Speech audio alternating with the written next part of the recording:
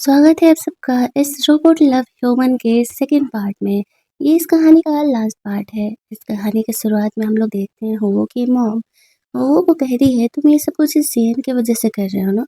मैं इसे ही खत्म कर देती हूँ। इनका बोतल लेकर के उसे डिस्ट्रॉय करने के लिए अटैक करती है, तभी बीच में हुगो आ जाता है। वो सीएन को सेव करता है, उसके सर से ऐसे ब्लीडिंग होने लगती है।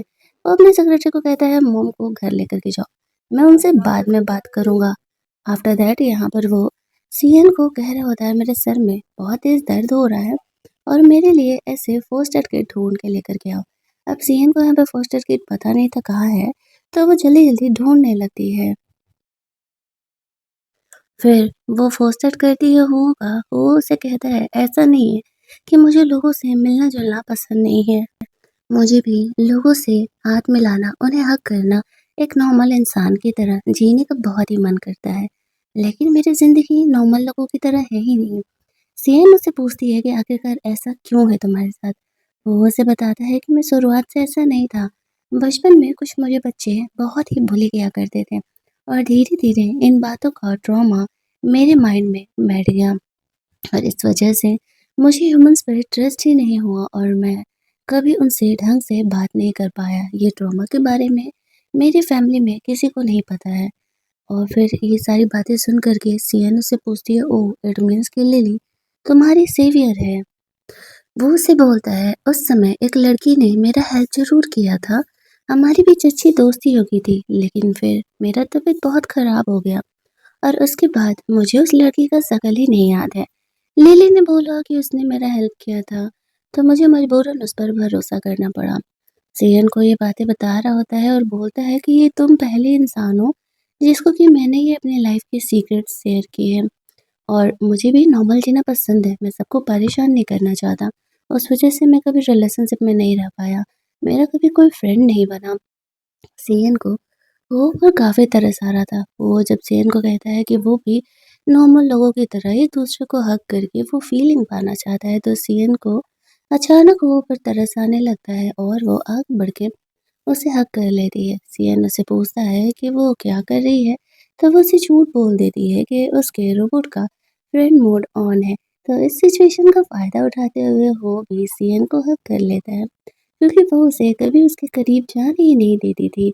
यहाँ पर फिर सियन उसे बोल लगती है कि अगर मैंने फ्रेंड मोड ज़्यादा देर के लिए ऑन रखा तो फिर मैं और कम नहीं कर पाऊँगी और मेरा बैटरी डाउन हो जाएगा। ओहो को धीरे-धीरे सियन से प्यार होने लगा था और कहीं न कहीं सियन भी ओहो को पसंद करने लगी थी। लेकिन वो जानती थी कि जिस दिन ये झूठ ओहो के सामने आएगा, शायद सब कुछ खत्म हो जाएगा। वो आज खुश था तो वो सियन को कहता है कि आज मैं तुम्हें डेट पर लेके जाऊँगा, हम बाहर चलेंगे घूमने। बहुत ही सालों से मैं कभी किसी के साथ इस तरीके से बाहर नहीं गया। सियन भी खुश थी कि चलो ठीक है। लेकिन उसे क्या पता था हुआ के साथ डेट पर जाने का मतलब ये था अकेले जाना। हुआ ने यहाँ पर पूरा मॉल ही ऐसे बुक कर लिया था ताकि यहाँ पर वो सीएन के साथ अकेले ऐसे शॉपिंग कर सके। लेकिन तभी वो जैसे ही रोड पर बाहर निकलता है तो एक बाइक वाले से उसका एक्सीडेंट होते होते बचता है। वो गलती से उसका हाथ पकड़ कर उसे रोकने का कोशिश कर रहा था, लेकिन वो बिल्कुल ठीक था और उसे कोई भी एलर्जी नहीं होता है। वो ये देख कर के शॉक्ड हो जाता है कि वो सडनली ठीक कैसे हो गया। उसकी एलर्जी ठीक कैसे हो गई उसे नहीं पता था कि सीएनई उसका एंटीडोट है। अब वो पागलों की तरह बाहर लोगों से जा कर के मिल रहा था, उससे हाथ मिला रहा था, उसे हग कर रहा होता है और सीन सोच रही थी, ये भगवान ये लड़का सच में यहाँ पर पागल हो गया। लेकिन हो गए खुशी का कोई ठिकाना नहीं था, वो सारे लोगों से मिल रहा था। सीएन उसके पीछे पीछे थी। वो बिजी देख करके उसका नज़र सामने बेच रहे बलून्स पर जाता है, तो वो उन बलून्स को देखने के लिए चली जाती है और तभी वहाँ पर हो के नज़रों के सामने सीएन नहीं थी, तो वो अनईज़ी फील करने लगता है और उसकी एलर्जी वापस से आने लगती है। फिर यहाँ पर वो इस तरीके से सीएन को बुलाने लगता है कि सीएन तुम किधर हो?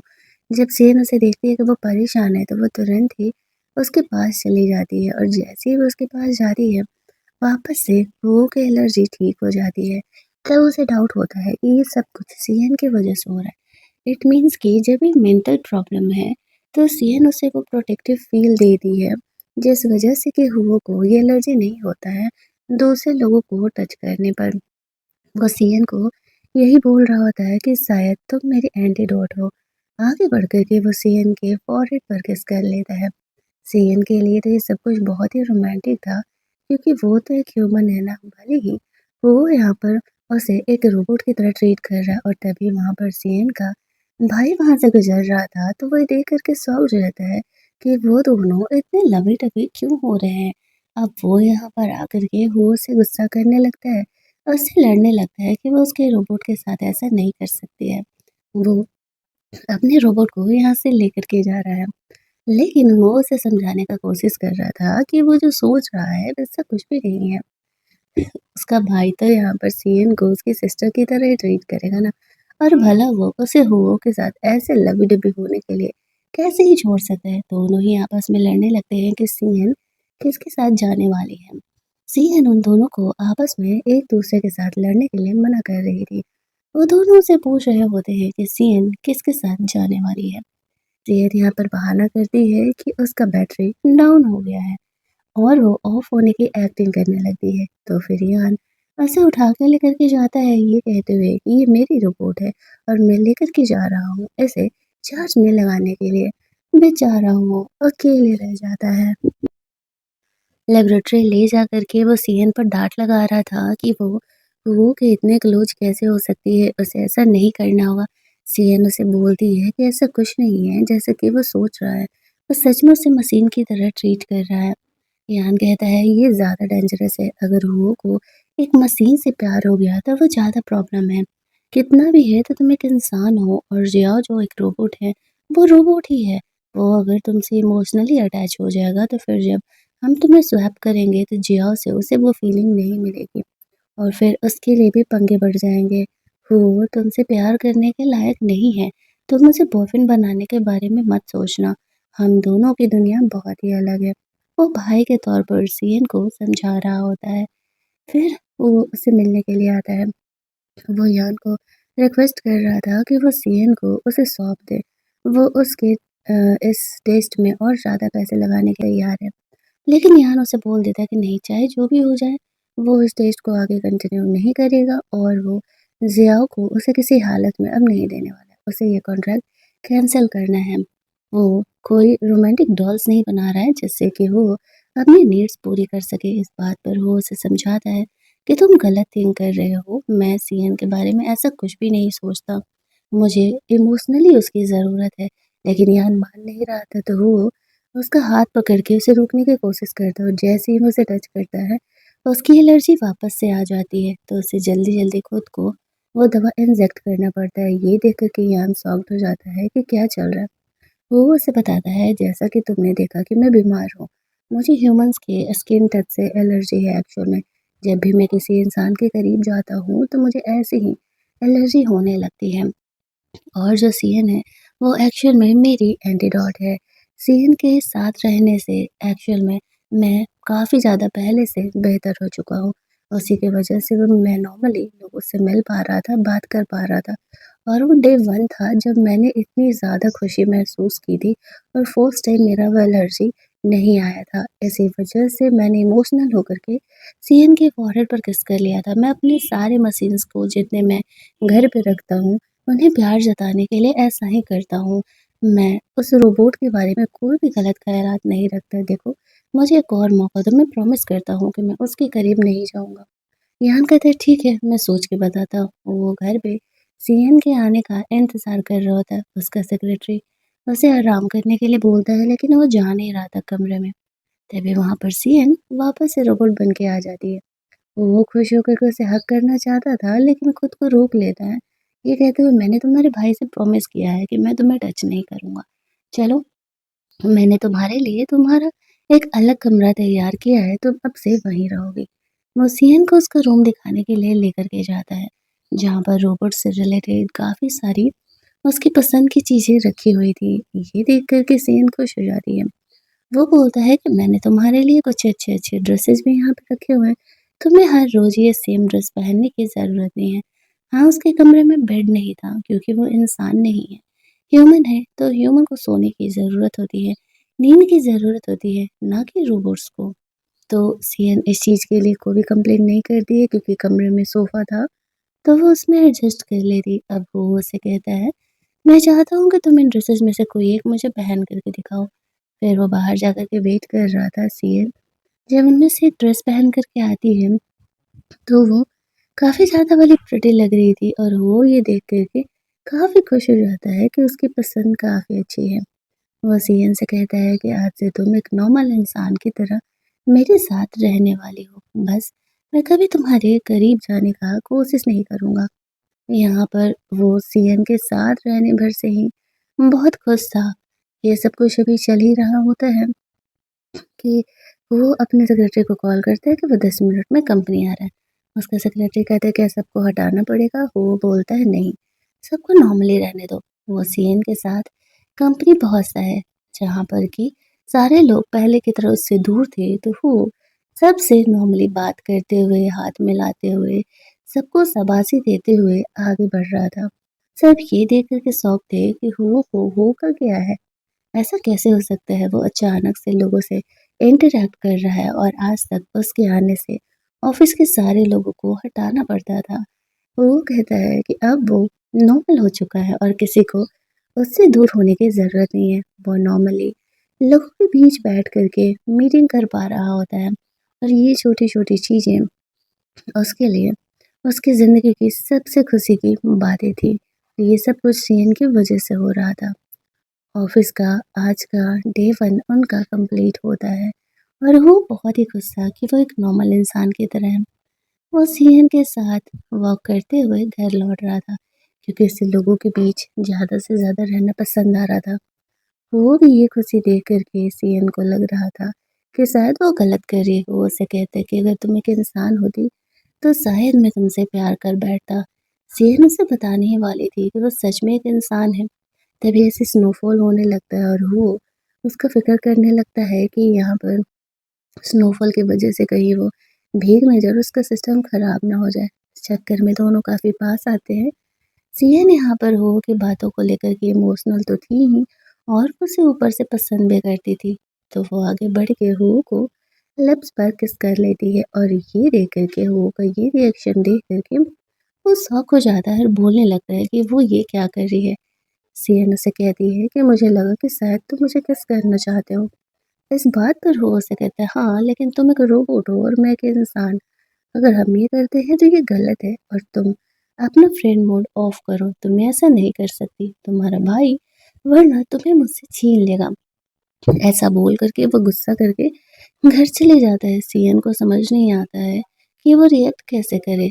रात भर यहाँ पर हू को नींद नहीं आता है और वो सियन के बारे में सोचते रह जाता है। वो सोच रहा था कि अगर सच में उसे सियन से प्यार हो गया है तो ये गड़बड़ है, ये नॉर्मल नहीं है। मुझे एक रोबोट से कैसे प्यार हो सकता है? वो अपने डॉक्टर फ्रेंड से मिलने के लिए जाता है और बताता है कि मैं इतना ज़्यादा अट्रैक्टिव और हैंडसम हूँ कि इतने हाई एंड रोबोट को भी मुझसे प्यार हो जा रहा है। लेकिन रोबोट्स में तो इमोशंस होते नहीं हैं, ऐसा कैसे हो सकता है? उसके डॉक्टर फ्रेंड को तो ये चीज़ें थोड़ी गड़बड़ तो लग रही थी। दूसरी तरफ सेन भी यहाँ पर हुआ के ख़्यालों में ही खोई हुई थी। वो अपने भाई से कह रही थी कि क्या हम उसे बता नहीं सकते कि एक्चुअल में मैं एक रोबोट नहीं हूँ। उसका भाई उसे समझाता है सोचना भी मत, सिर्फ़ कुछ दिनों की बात और है और फिर मैं ज़ियाओ को अपग्रेड करके उसके पास भेज दूँगा। इसके बाद अगले दिन सीएन हो से मिलने के लिए जाती है। वो तो उस किसिंग सीन के बारे में ही सोच रहा था लेकिन सीएन उससे कह रही है कि वो किस वाला मेमोरी वो डिलीट कर चुकी है क्योंकि वो उस किसिंग सीन से काफ़ी ऑकवर्ड था। इसी वज़ह से वो भूल चुकी है कि उनके बीच कुछ हुआ भी है। अब वो को इस बात से अलग गुस्सा आने लगता है कि वो उसका फर्स्ट किस था उसके हिसाब से और सीएन उस मेमोरी को क्यों ही उसे इरेज कर दी। हालाँकि ऐसा हो वो खुद भी ऐसा नहीं चाहता था। लेकिन सीएन ने जब बोला कि उसने उसकी मेमोरी इरेज़ कर दी है, तो वो गुस्सा करने लगता है और गुस्से में आकर के वो सीएन को बहुत सारा ही वर्क दे देता है करने के लिए। सीएन को समझ में नहीं आता है कि ये बंदा इस तरीके से हमेशा ही रिएक्ट क्यों करता है, वो क्या करना चाहता है? उसे खुद भी नहीं पता।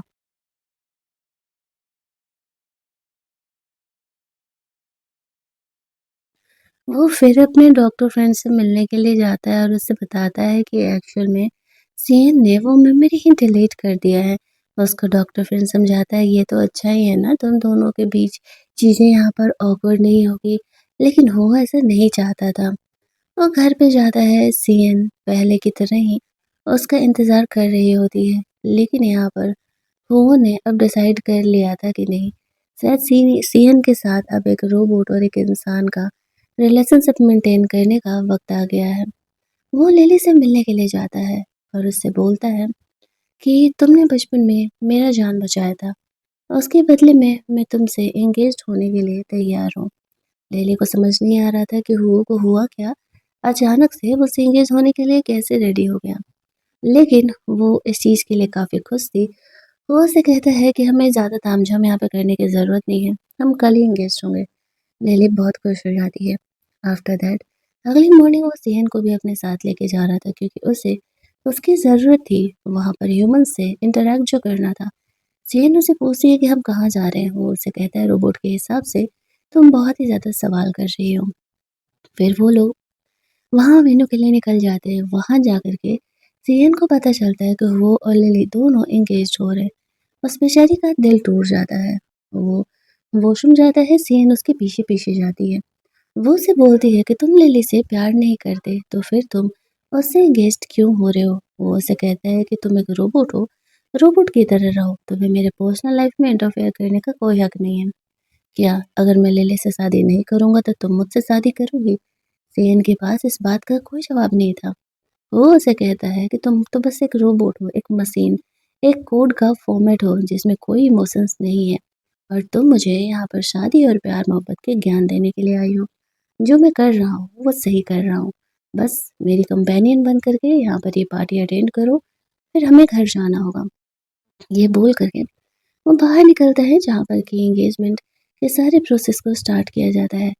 सिया ने यहाँ पर हुओ को बताना चाह रही थी कि वो रोबोट नहीं एक इंसान है, लेकिन यान उसे रोक देता है और कहता है, मुझे यहाँ पर बहुत ज़्यादा ही कंपनसेशन देना पड़ेगा अगर तुमने ऐसा किया, क्योंकि हुओ को पता चलेगा कि हमने फ्रॉड किया है, एक इंसान को रोबोट बना करके भेज दिया है। लिली यहाँ पर आती है, वो और हुओ यहाँ पर एंगेजमेंट का प्रोसेस कंप्लीट करने के लिए स्टेज पर जाते हैं। सीएन को यान साइड में लेकर के जाता है और उसे हुओ को ये बातें बताने से मना करता है। सीएन अपने भाई से कहती है लेकिन वो लिली से प्यार नहीं करता, वो सिर्फ मेरी वजह से उससे एंगेज्ड हो रहा है। उसका भाई उसे कहता है तो क्या तुम मुझसे प्यार करती हो जो तुम उसके लिए इतना सोच रही हो?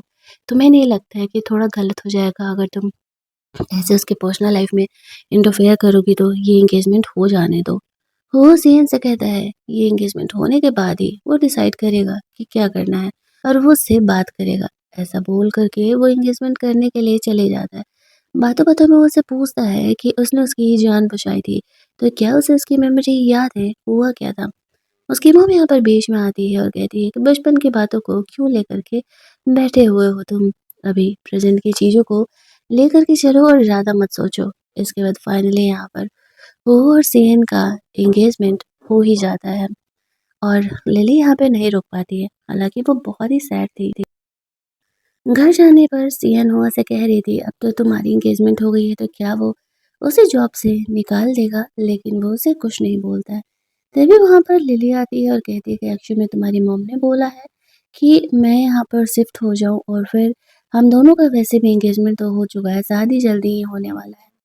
तो वो उसे मना करते हुए कहता है कि नहीं, तुम्हें यहाँ घर पे रहने की कोई ज़रूरत नहीं है।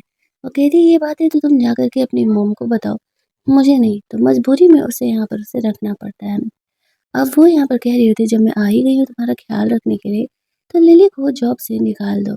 लेकिन वो मना कर देता है कि नहीं, लिली को मैं जॉब से नहीं निकालने वाला। लिली खाना बनाने के लिए जा रही होती है और तभी वहाँ पर इस तरीके से लिली आ जाती है और वो उसे परेशान करने लगती है। कहती है कि तुम बस एक रोबोट हो और मैं तुम्हें जल्दी ही जॉब से निकलवाने वाली हूँ। वो यहाँ पर उसे बुली करने का कोशिश करती है, तो गुस्से में आ करके वो इस तरीके से उसे हर्ट करने लगती है और यहाँ पर लिली को डाउट हो जाता है कि ये ह्यूमन है, ये एक इंसान नहीं है। मतलब ये एक रोबोट नहीं है, ये एक ह्यूमन है। लेकिन वो इन चीज़ों को प्रूफ नहीं कर पा रही थी। वो सीएन को ही डाँटता है कि वो अपनी हद में रहे और वो इस तरीके से लिली को हर्ट करने के बारे में नहीं सोचे, क्योंकि यहाँ पर जो है वो दोनों अब एंगेज्ड हैं। सीएन को इन बातों का बहुत ही बुरा लगता है कि वो इस तरीके से भला कैसे बिहेव कर सकता है। वो तो उसके साथ इतने दिनों से रहा है ना। लिली जो होती है वो सीएन की मॉम से जाकर के कंप्लेन करने लगती है कि एक्चुअल में वो के साथ रहने का कोई फ़ायदा नहीं है, वो तो लिली में ही इंटरेस्टेड है। वो उसकी मॉम से कहती है पिछली बार आपने जो दवा दिया था, वो दवा आप ना मुझे फिर से दे दो। एक बार मैं और वो ऐसे इंटीमेट हो गए ना तो फिर वो जल्दी ही मुझसे शादी भी कर लेगा। उसकी मॉम उसे वो दवा देने के लिए रेडी हो जाती है। दूसरी तरफ हम लोग देखते हैं कि जो सीएन थी वो हो के कंडीशन के बारे में पढ़ रही होती है। उसका भाई उसे कहता है कि वैसे भी तुम तो उसे ठीक नहीं कर सकती। सीएन कहती है ट्राई करने में क्या जाता है। वो हो के डॉक्टर फ्रेंड से मिलने के लिए जाती है जो कि उसे ट्रीट कर रहा था। वो उसे नहीं बताती है कि वो हो के बारे में ही बात करने के लिए आई हुई है।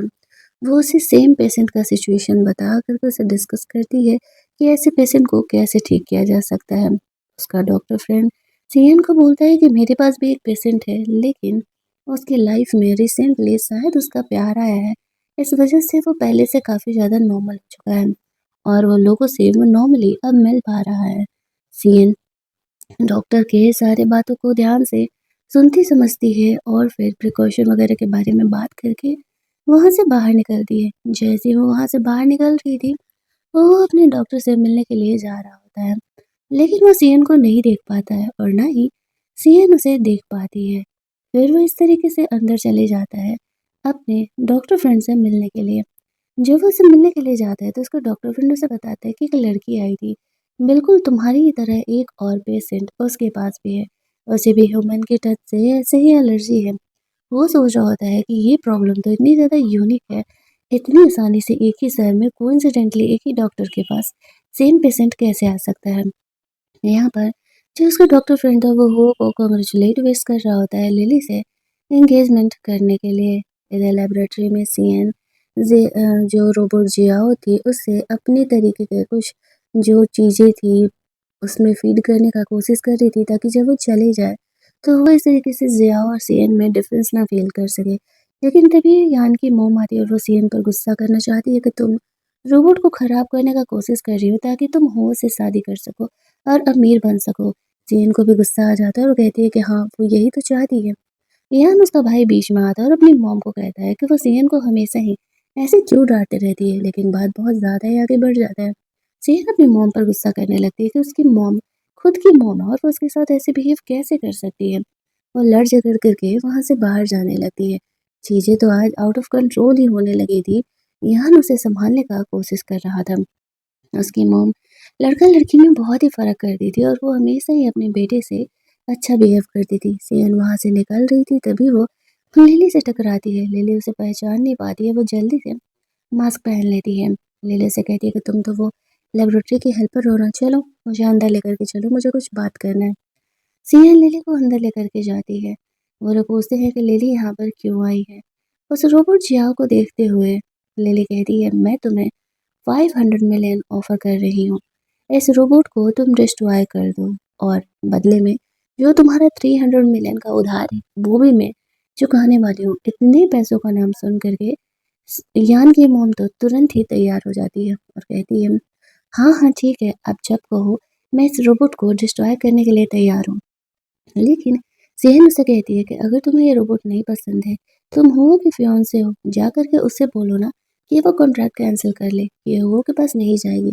ये यान का पूरी ज़िंदगी का मेहनत है, तुम उसका मेहनत क्यों ही बर्बाद करना चाहते हो? अगर ये रोबोट सक्सेसफुली प्रिपेयर होकर के मार्केट में आ गया, तो यान एक्चुअल में करोड़ों कमा सकता है चुटकियों में। इसी वजह से वो अपनी मेहनत को बर्बाद होते हुए नहीं देख सकता था। तो वो मना कर रहा होता है, लेकिन पैसे के लालच में आकर के सीएन की मॉम ने क्या दिमाग लगाया था, ये बात तो किसी को नहीं पता था। इस औरत ने कहानी के एंडिंग में इतनी गिरी हुई हरकत की है कि बस पूछो मत, वो मान जाती है। रोबोट को डिस्ट्रॉय करने के लिए इन बातों से अनजान वो अपने घर पर था। सीएन वहाँ पर नॉर्मली काम करने के लिए आती है। उसे ऐसा लगता है कि एटलीस्ट उसे इस बात की सच्चाई तो पता होनी चाहिए कि लिली क्या करने का प्लान कर रही है। वो उस रोबोट को डिस्ट्रॉय करना चाह रही है और इस वजह से वो रोबोट से कभी नहीं मिल पाएगा। जब उसे बताती है तो गुस्से में हुआ कह देता है हाँ डिस्ट्रॉय करना चाहती है तो करने दो, मुझे क्या। सीएन वहाँ से बाहर निकलती है उसकी मॉम यहाँ पर एक्चुअल में सीएन को किडनैप करने के लिए आई थी। वो उस रोबोट के बदले सीएन को ही लिली को सेल करने के प्लान में थी। वो उसे किडनैप करके उसे ले जाकर के दे देती और बोलती है, इसका बैटरी डाउन है, इसी वजह से ये बंद हो गई है। ये देखो मैं इसे लेकर के आई हूँ, मुझे वो 500 मिलियन का चेक दे दो और इसके साथ जो करना है करो। लिली तो इसे एक रोबोट ही समझ रही थी और वो चेक यान की मॉम को दे देती है। सोचो एक मॉम कितनी घटिया हरकत की है, सीएन को ही और ऐसे सेल कर दिया है। वो उस पे तो पहुँचती है अपने लैबोरेटरी, अपने बेटे को कहती है चलो पैक करके यहाँ से निकलते हैं, तुम फॉरेन में पढ़ाई करना चाहते थे, ये लो 500 मिलियन का चेक, जाके अपनी स्टडी करो। लेकिन यहाँ पर यहाँ नोटिस करता है कि सीएन आई नहीं है, जियाओ यहाँ पर है। तो इस लेडी ने बेचा किसे, वो समझ जाता है कि सीएन की जान खतरे में है। वो अपनी मॉम पर गुस्सा करने लगता है कि मॉम आपने तो हद ही कर दिया। यहाँ पर आपको पता है कि लिली उसे मारना चाहती है तो वो सीएन को ही मार डालेगी। आपने बहुत बड़ी गलती कर दी, आपको इस बात का एहसास भी नहीं है। वो अपनी मॉम से लड़ झगड़ करके जल्दी-जल्दी सीएन को ढूँढने के लिए जाती है और यहाँ पर वो रास्ते में हो को भी कॉल करता है और यान उसे बोलता है कि एक्चुअल में उसकी फियोंसे लिली ने सीएन को किडनैप कर लिया है और वो उसे डिस्ट्रॉय करने के लिए लेके गई है। जब ये बात हुओ को पता चलता है तो वो जल्दी-जल्दी अपने घर से बाहर निकलता है और सीएन को ढूँढते हुए जा रहा था कि लिली उसे कहाँ लेके जा सकती है। इधर हम लोग लिली को देखते हैं जो कि अपने साथ 2 डॉक्टर्स को लेके आई थी। मतलब अगर रोबोट डिसमेंटल करने वाले को लेके आती तो समझ में आता। एक रोबोट को डिस्ट्रॉय करने के लिए वो डॉक्टर्स को लेकर के आई है। वो लोग यहाँ पर 100 मशीन लेके आए हुए थे और उसे कट करके उसके अंदर की चीज़ों को देखना चाहते थे। तब तक वहाँ पर वो लिली के सीएन के भाई को लेके आ जाता है। उसके गार्ड्स यहाँ पर थे, वो कह रहे थे कि अंदर पोस्टमार्टम चल रहा है, उन्हें कोई भी नहीं रोक सकता। ये बात सुनकर के यान घबरा जाता है, लेकिन सियान की जान बचाने के लिए हो की एलर्जी जब ठीक हो चुकी थी, तो वो यहाँ पर उनसे पर्सनली फाइट करता है। उन्हें तो ऐसा लग रहा था कि वो उनसे लड़ नहीं सकता है क्योंकि उसे ह्यूमन से एलर्जी है, लेकिन वो उनकी पिटाई लगाता है और अंदर सीएन को बचाने के लिए जाता है। तब तक यहाँ पर सीएन को भी होश आ गया था और वो खुद को ऐसे यहाँ पर देख करके घबराने लगती है। वो खुद को सेव करने के लिए लिली को कहती है कि वो एक ह्यूमन है और वो उसे डिस्ट्रॉय ना करे, वो के लाइफ से हमेशा के लिए चली जाएगी। लिली उसे कहती है कि तुम एक ह्यूमन हो तब तो तुम और ज़्यादा डेंजरस हो मेरे लिए, एक रोबोट के कंपेयर में। वो को तुमसे प्यार हो गया तो पंगे ही हो जाएंगे। वो उन डॉक्टर्स को यहाँ पर सीएन को मार डालने के लिए बोलती है, लेकिन तभी यहाँ पर हुआ आ जाता है सीएन को बचाने के लिए। जैसे ही वो यहाँ पर आता है लिली उसे कहती है कि सीएन और उसके भाई यान ने तुम्हें झूठ बोला है, ये कोई रोबोट नहीं है, एक्चुअल में ये इंसान है जो कि रोबोट बन के तुम्हारे साथ रह रही है। वो को इस बात का भरोसा नहीं होता है, वो सीएन से पूछता है तो सीएन यहाँ पर सच एक्सेप्ट कर लेती है और कहती है कि हाँ वो एक ह्यूमन है, लेकिन ऐसा करने के पीछे उसका एक रीजन था। लोगों को झूठ बोलने वाले लोगों से सख्त नफरत था। वो यान को कहता है तुम्हें मैं अच्छा खासा सबक सिखाने वाला हूँ, तुम दोनों भाई बहनों ने मिल करके मेरा अल्लू बनाया है और मैं तुम्हें जाने नहीं देने वाला हूँ। वो गुस्सा करके वहाँ से निकल जाता है। सीएन की तबीयत यहाँ पर खराब होने लगती है। वो वापस से बेहोश होने लगती है तो उसका भाई हो उसे संभालते हुए जल्दी-जल्दी हॉस्पिटल लेकर के जाता है। ये लोगों ने फिलहाल यहाँ पे लिली को कोई पनिशमेंट नहीं दिया था। जब उसे हॉस्पिटल में होश आता है तो सामने उसका भाई और उसका मॉम था। उसकी मॉम से वो गुस्सा करते हुए कहती, आज से मैं आपसे सारे रिश्ते नाते तोड़ती हूँ। आप मेरी मॉम नहीं हो। आपने मुझे मारने के लिए लिली को सेल कर दिया। उसे अपनी गलती का कोई एहसास नहीं था। ऊपर से वो कह रही थी कि वैसे भी तुम जिंदा रह के कर दी क्या? उन पैसों से तुम्हारे भाई का सपना पूरा हो सकता था। वो वहाँ से जाने के लिए कहती है अपनी मॉम को। उसके जाते ही यान अपनी मॉम के लिए सीएन से माफ़ी मांगता है। वो कहता है कोई बात नहीं, मॉम तुमसे प्यार नहीं करती तो मैं हूँ ना, मैं हमेशा ही तुम्हारा भाई बन के रहूँगा। वो हो के बारे में पूछती है। वो बताता है कि हो की हालत पहले से खराब हो चुकी है। वही उसका डॉक्टर फ्रेंड यहाँ पर सीएन के पास आता है। वो सीएन से पूछता है कि क्या उसका पेशेंट वही वो ही है? सीएन बताती है हाँ। बताती है एक्चुअल में रोबोट में गड़बड़ी होने की वजह से मेरे भाई ने हो के पास मुझे भेज दिया था। अदरवाइज उसे 300 मिलियन का कंपनसेशन देना पड़ता, जो कि हमारे पास पैसे थे नहीं। मेरी वजह से ये शायद वो ठीक हुआ था और अब कंडीशन उसकी काफ़ी बिगड़ चुकी है। दूसरी तरफ वो अपने घर पर था। लिली उससे बात करने के लिए आती है। अपनी गलतियों की माफ़ी माँग रही थी, लेकिन वो उसे माफ़ करने के लिए तैयार नहीं था। तभी वहाँ पर उससे मिलने के लिए सीएन आती है और वो उससे बात करना चाह रही थी। वो यहाँ पर लिली को बाहर जाने के लिए बोलता है। सीएन से वो पूछता है, अगर तुम यहाँ पर ये सोच रही हो कि तुम मुझसे माफ़ी माँग करके यान को जो मैंने केस किया है, जो कंपनसेशन उसे देना है, उससे तुम पीछे छुड़ा लोगी तो ऐसा नहीं होने वाला है। सीएन उसे कहती है, नहीं, मैं ऐसा कुछ भी सोच कर के नहीं आई हूँ। आई नो मेरी वजह से तुम इमोशनली सफ़र कर रहे हो, लेकिन ट्रस्ट मी, मैं तुम्हें हर्ट करने के लिए कभी नहीं सोच रही थी। और यहाँ पर एक्चुअल में मैं तुम्हारा हेल्प भी करना चाहती थी। बातों-बातों में वो को टच करती है तो उसे सीएन के टच से भी वापस से एलर्जीज़ होने लगता है। बात यहाँ पर सिर्फ़ भरोसा का था। वो सीएन पे ट्रस्ट करता था, इसी वज़ह से वो उसकी वज़ह से ठीक हो रहा था। लेकिन जब ट्रस्ट ही ख़त्म हो गया तो फिर ये एलर्जी कैसे ठीक होगा? सीएन को ये बात का खुद में बहुत बुरा लग जाता है कि उसकी वज़ह से वो यहाँ पर इंजर्ड है। वो गुस्सा होकर के सीएन को वहाँ से जाने के लिए कहता है और कहता है कि वो उसके बिना भी अपनी ज़िंदगी अच्छी खासी बिता रहा था, लेकिन दोनों भाई-बहनों ने मिल कर के उसने उसके इमोशंस का इतने बुरे तरीके से बैंड बजाया है कि अब वो कभी किसी पे ट्रस्ट ही नहीं कर पाएगा। सीएन को अपनी गलती का एहसास था, लेकिन ये गलती उससे अनजाने में हुई थी। वो तो सिर्फ़ ऐसे काम कर रही थी। वो सीएन को गोल्ड डिगर बोलते हुए उसे वहाँ से जाने के लिए कहता है, क्योंकि सिर्फ़ एक मिलन के लिए उसने हो के इमोशंस के साथ ऐसा खिलवाड़ किया है। फिर जब वो लेबोरेटरी जाती है तो उसका भाई सारी चीज़ों को पैक कर रहा होता है। अब उसे 300 मिलियन नहीं 600 मिलियन का कंपनसेशन देना था। सीएन को बहुत ही बुरा लग रहा होता है, लेकिन उसका भाई उसे कुछ नहीं बोलता है। बोलता है, गलती तुम्हारी नहीं है, गलती हमारी ही है। कोई बात नहीं, हम फिर से ज़ीरो से शुरुआत करेंगे। उसका जो सेक्रेटरी था, जो उसका फ्रेंड था, वो यान के साथ रहने के लिए तैयार था। वो लोग वापस से रोबोट्स बढ़ाने का प्लान कर रहे थे और जियाओ को उन्होंने यूएस में सेल करने का प्लान किया था। उसका कॉपीराइट वो लोग यूएस में सेल कर देंगे, फिर जो पैसे मिलेंगे, उससे वो लोग कंपनसेशन चुकाने का प्लान कर रहे होते हैं। दूसरी तरफ जो लिली थी वो हुआ की मॉम को कंप्लेन करने के लिए जाती है कि सियान एक्चुअल में एक रोबोट है, एक इंसान है ना कि रोबोट, और इसी वजह से हुआ को सियान से प्यार हो गया और अब तो वो मुझे भाव ही नहीं देता। जो हुआ की मॉम थी इस बात से बहुत ही गुस्सा थी और वो यहाँ पर लिली को आइडियाज़ दे रही होती है कि उसे क्या करना चाहिए हुआ को अपना बनाने के लिए, क्योंकि वो चाहती थी कि लिली ही यहाँ पर उनके घर की बहू बने।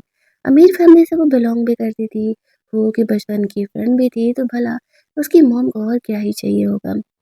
दूसरी तरफ हम लोग देखते हैं यहाँ पर सीन उस डॉक्टर फ्रेंड से मिलने के लिए गई थी और बोलती है कि वो इमोशनली हो के बीमारी को ठीक करना चाहती है। उसका डॉक्टर फ्रेंड उसके इंटेंशंस को समझता है। वो भी हो का हेल्प करना चाहता था। वो सीएन को कहता है, ठीक है, चलो मैं तुम्हें उससे मिलने के लिए लेकर के चलता हूँ। और सीएन को हुआ से मिलने के लिए लेकर के जाता है। ये देख कर के हुआ उस पर गुस्सा करने लगता है कि क्या उसे भी वो धोखा दे रहा है। डॉक्टर फिर उसे समझाता है, सीएन तुम्हारी एंटीडोट है, कहीं न कहीं ये बात तुम भी जानते हो। माना कि इसने तुम्हें धोखा दिया है, लेकिन तुम्हें ठीक होना बहुत ज़्यादा ही ज़रूरी है और इसके लिए तुम्हें इसे अपने साथ रखना पड़ेगा। लेकिन यहाँ पर वो रेडी नहीं हो रहा था क्योंकि सीएन ने उससे झूठ बोला था और डॉक्टर फ्रेंड सीएन को जानबूझ करके हुआ के साथ छोड़ कर के चले जाता है। और बोलता है, तुम दोनों आपस में बात करके समझ लो तुम्हें क्या करना है। और उसके जाते ही सीएन यहाँ पर कहती है कि वो पहले की तरह हो का ख्याल रखेगी। वो उसे रोबोट की तरह चाहे तो ट्रीट कर सकता है। वो उसे एक्स्ट्रा कुछ भी डिमांड नहीं कर रही है। वो उससे पूछता है कि क्या वो पैसे के लिए सब कुछ कर रही है ताकि उसके भाई का ये उधार वो माफ़ कर दे।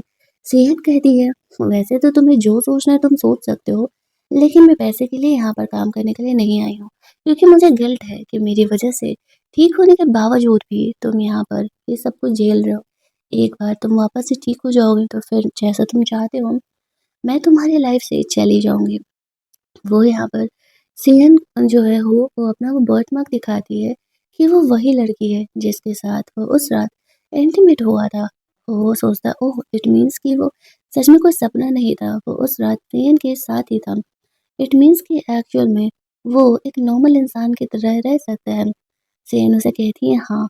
इस खुलासे के बाद वो जो है सीएन को यहाँ पे रहने-देने के लिए अलाउ कर देता है। वैसे भी सीएन ने ज़िद पकड़ा हुआ था कि चाहे जो भी हो जाए, वो यहाँ पे घर पे रह के एक हेल्पर की तरह हो का ख़्याल रखेगी।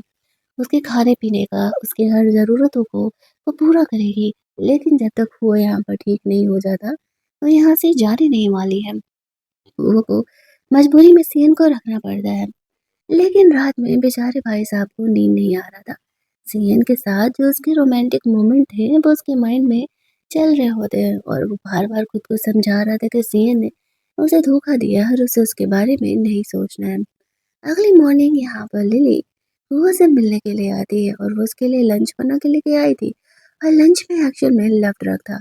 लेकिन यहाँ पर वो लंच लेने से मना कर देता है और ऊपर से वो लिली को बोल रहा था कि हमें हमारे एंगेजमेंट के बारे में वापस से सोचना चाहिए और मैं तुमसे आगे एंगेजमेंट कंटिन्यू नहीं करना चाहता हूँ।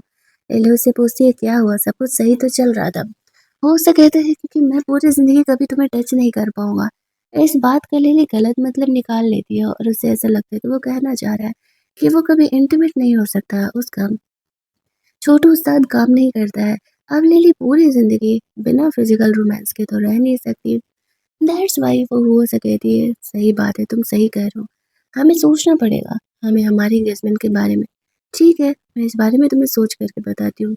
ये बोल करके वो वहां से चले जाता है। वो अब तक नहीं समझ पाता है कि लिली इतनी आसानी से इस एंगेजमेंट के बारे में सोचने के लिए रेडी कैसे हो गई। वो नहीं समझ पा रहा था कि एक्चुअल में वो क्या ही सोच रही है। उसके वहां से जाने के बाद सीएन यहाँ पर आती है और वो के चीजों का यहाँ पर ध्यान रख रही होती है। वो उसे ये लंच बॉक्स फेंक देने के लिए कहता है क्योंकि उसे लिल्ली लेके आई थी। सीएन कहती है अरे इतना अच्छा लंच बॉक्स है, भला इसे फेंकने की ज़रूरत क्या? और मैं अब ह्यूमन हूँ तुम्हारे सामने, तो मैं ही इसे फिनिश कर लेती हूँ। वैसे भी फूड काफ़ी टेस्टी दिख रहा है। वो जैसे ही खाना खाती है तो टेस्ट से वो समझ जाती है कि पिछली बार की तरह उसे वापस से वही लव ड्रग दिया गया है। वो दवा यहाँ पर सीएन पे तुरंत ही असर करने लगता है और वो खुद को संभालते हुए वहाँ से बाहर जाने का कोशिश करती है। हूँ उसे कहता है तो तुम बाहर किसी रैंडम इंसान को ढूंढने के लिए जा रही हो, इंटीमेट होने के लिए? सीएन उसे कहती है कि हाँ, और जब उसे वो लव ड्रग दिया गया है तो वो ऐसे तो ठीक नहीं हो सकती ना। वो यहाँ पर सीएन को इस कंडीशन में नहीं छोड़ सकता था क्योंकि एक्चुअल में सीएन उसकी वजह से ही सीएन ऐसे सिचुएशन में है।